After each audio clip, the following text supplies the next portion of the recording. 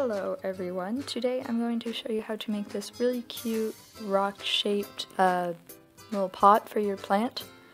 I just made mine with some insects. You can also put a cute little face on it, but it's just supposed to look like a rock and your plant's like kind of growing out of the rock. So let's get on started.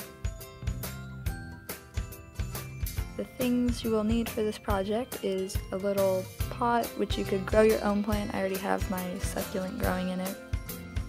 You will also need a lot of scrap clay. I had just enough, barely, but you might need more than that.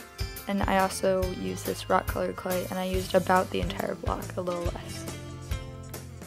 I used some various dotting tools, mostly the big one you see, and a razor thing to cut off the excess. You will also need some foil, a lot of it. I almost used that entire box. And a place to bake it, so I just use that pan you see. So first what you want to do is rip off some foil and attach it, or kind of like wrap it around in a rock shape to your liking around your pot. I left my plant in there so like the pot wouldn't squish, but I'm obviously going to take it out when I'm baking it. Same with the actual pot it's in, because mine is just plastic, so that would melt in the oven, I think. So yeah, just wrap it to your heart's content, whichever rock shape you like. I pretty much chose this one. I would have added more if I had more foil, I guess. So once you are done with that, you can kind of make your final touches and take a really long strip of scrap clay, as you can see here, and go ahead and wrap it around the pot and kind of get it smooth-ish. This is just so that the rock clay is not like all bumpy like the foil is. Yeah, so I just did that, and as you can see at the bottom I didn't have quite enough.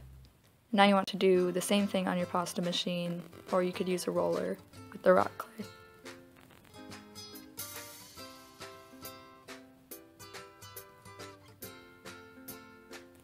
As you're wrapping it around, this one you have to be a bit more careful with smoothing it out, because I wanted my rock to be smooth. If you don't want it to be smooth, you can kind of like take a ball of foil and roll over it to make it look more rough and more broken up into pieces. I also take some scrap clay from the bottom because mine didn't quite reach the side. Yeah, so now I'm just taking off the excess from the bottom, and that I just kind of wrap under. Once you have that done, you can smooth out the seams, and I use the big ball tool, and then the little ball tools can be used to add a bit more texture on the top. So once you have that done, you want to add your little insects.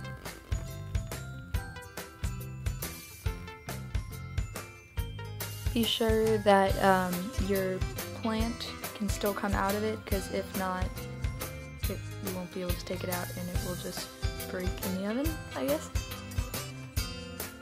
So I just make a little butterfly with a green snake of clay and two heart-shaped wings.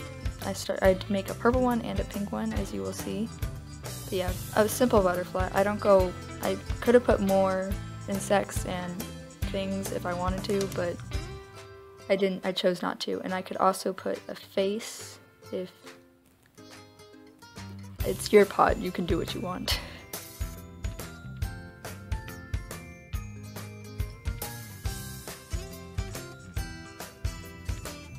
Now here's the pink butterfly. I do the same thing, except with pink heart-shaped wings.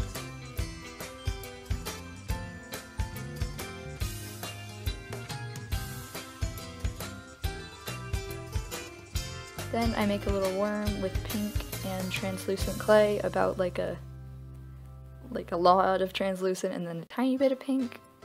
Then I just kind of take a needle tool and wrap it around, and then I can attach it to my plant. Then I started to lose daylight here, but I made a little ant, so it was hard to see whenever I was making it.